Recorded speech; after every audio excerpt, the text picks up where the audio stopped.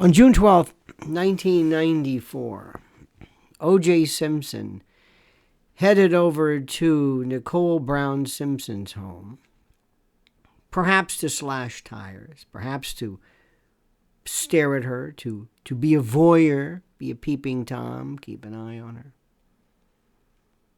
At the time, he was involved in a movie called Frogmen. So he was spending most of his time talking to ex-Navy SEALs and buds and underwater demolition folks about the use of the knife and the silent kill and slitting a throat, how to pull somebody out of a boat and have this done, wearing a wool cap, stealth, all day long, every day, or for long periods of time. He spent his day thinking about this, the knife, handling a knife, preparing to use a knife, talking about a knife, being familiar with the operational aspects of a knife.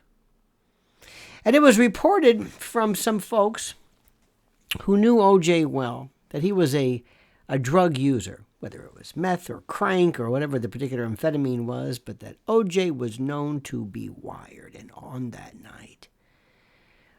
night, you might recall, there was a woman, a witness, who at the time of the murder, right at that time, saw this frantic, crazed O.J. Simpson driving the now famous white Bronco, honking, trying to get back to his home, sweating, looking crazed, as though he just killed someone. But later on, the prosecution, the biggest bunch of jadrules ever, decided they didn't want to use that because a jury might disregard the legitimacy and the authenticity and the credibility of the witness, because this person may have sold this story to a news organization. And I would have countered, well, the reason why she sold the story to a news agency was because the story was true. I just think how important that was in the time frame. Right at the time of when the murder was alleged to have committed, there's O.J. right there on his way back, frantically speeding. He had to catch that plane to the red eye to Chicago, I believe. And there was a fellow named Alan Park. Now, Alan Park was a limo driver. And Alan Park was dispatched that night to pick up a big name, O.J. Simpson. So Mr. Park was concerned that maybe he wanted to make sure he knew where the property was. He also was concerned because he drove a big limo, and the streets themselves were kind of thin and not very wide, I should say. So consequently, he had to know, can I make this turn? Should I come from this way or maybe this way? Who knows? So he got there a little early. Not too early, but early enough. And when he showed up, there was no Ford Bronco. There was no Bronco to be seen. None. He had a gate where his Bentley and other vehicles were kept behind the gate, especially when he's going out of town. But there was no Ford Bronco. And as Mr. Park drives around, lo and behold, this time there's a Bronco there. The same Ford Bronco that this witness saw driving frantically from what appeared to be the murder scene. You don't see that as being a perfect piece of tile in the stitching of the time frame? Wouldn't that have made sense? But I carry on. O.J. decides, I can't go in the front door. Park's there. He's ringing the bell. Come on. I'm here, Mr. Simpson. Car's outside. Probably still warm. I don't believe he touched the hood or anything. He's trying to make sure he picks up his charge. Now, O.J. has to get to the back, has to get into the house. So Park doesn't see him. So he goes on the side of the house. And there's like a gate in the house, the guest house where Cato Kalin was. And they have these air conditioning units kind of in the window or maybe bracketed. And O.J. is running, and he just slams into one of these. I mean, just nails it. Even Cato Kalin at the time said he heard like an earthquake. It was O.J. hitting this, trying to get inside, trying to pretend that he was there the whole time. It was probably then that he dropped the glove. Probably then. So O.J. goes around the back. Mr. Park sees a dark figure. He asked Mr. Park, could you tell who it was? No, I couldn't. Could it have been a man or a woman? Well, it was a very large woman. Next thing you know, this dark figure goes in the back. All of a sudden, the lights go on. It's O.J. Be there in a minute. There was some talk that O.J. had to do some wash, or was doing some wash. Interesting. Why would you want to wash clothes? I don't know. Maybe to get blood off them? And he leaves the vehicle outside. He leaves the vehicle. He leaves the white Bronco outside. Some eagle-eyed investigator walks up and says, hey, what's that little speck? What is that? And it's blood.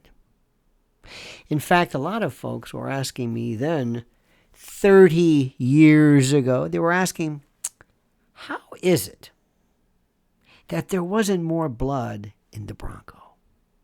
How is it that there wasn't more blood in the Bronco? Because people had this idea that with the amount of blood that was there at the murder scene, and there was a significant amount, why wasn't there more blood inside the Bronco? And the question I used to respond with is, well, why was there any blood in the Bronco? Not why wasn't there much, why wasn't there any? Interestingly enough, it turns out one time by an emergency room physician I guested in my WABC show at the time. Oh, those were halcyon days of New York radio. In any event, I asked a physician, how could that be? He said, well, it's funny. If you're stabbed repeatedly and you have you have internal bleeding by virtue of the stabbing, or maybe you've affected the heart, you will not have the concomitant attendant pressure that one would have if there wasn't internal bleeding, so that when you were slice a throat or something, it would normally spray out, but not if you've been stabbed. Not if internal bleeding has affected blood pressure. So O.J. Simpson decides to come out, gets into the vehicle, into the limo with Mr. Park, and off to Chicago he goes, where he most probably disposed of the murder weapon, or was assisted by Kardashian. You know. Kim's daddy? Yeah.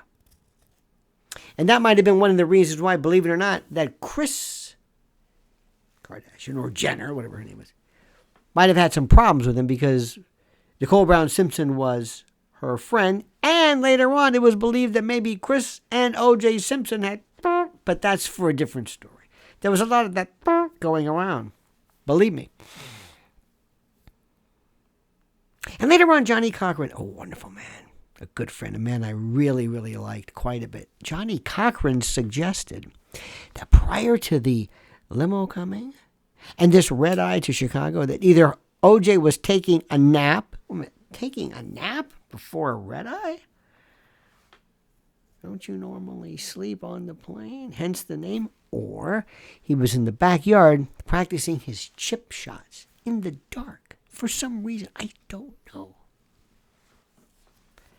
Stories didn't make any sense. So why did O.J. kill her? Jealousy, rage. There was a time a while back when O.J. told some folks that he caught Nicole Brown Simpson's orally pleasing an individual who might have been associated with the Mezzaluna, which was the restaurant they were going to that day.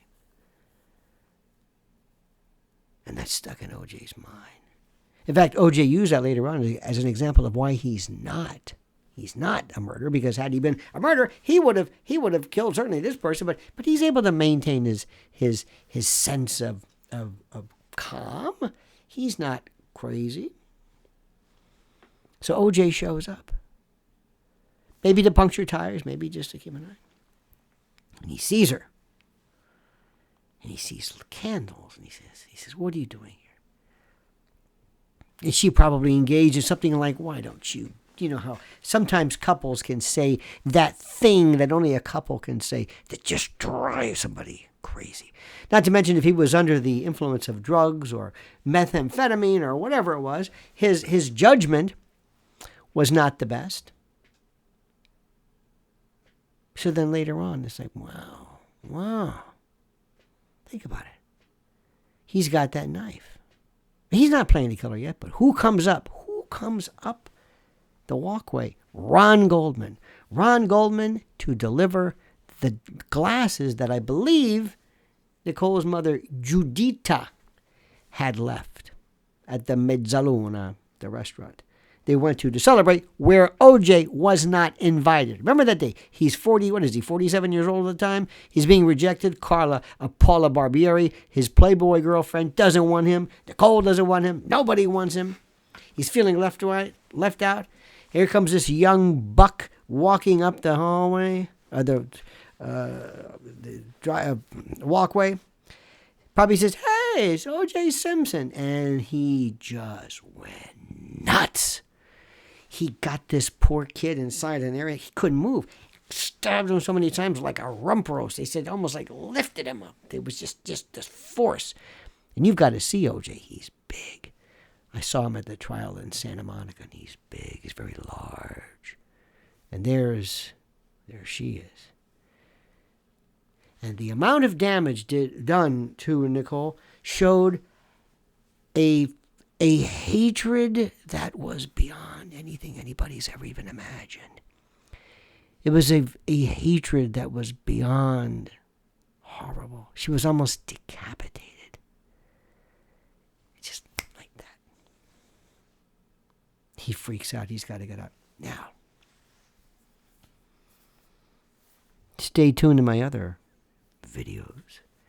I could tell you the one thing OJ could have done to just completely get out of this thing without any problem. But of course, he didn't have the presence of mind, if indeed, because there was some significant talk about him having a drug courier or some type of person who runs to get his dope for him. Think about this very carefully, my friends. 30 years ago, it was a day, changed everything. That case was so huge. This was before the internet, before everything. It was unbelievable. Thank you for watching. Please subscribe to the channel. Please like this video. And please, please, please comment as you see fit.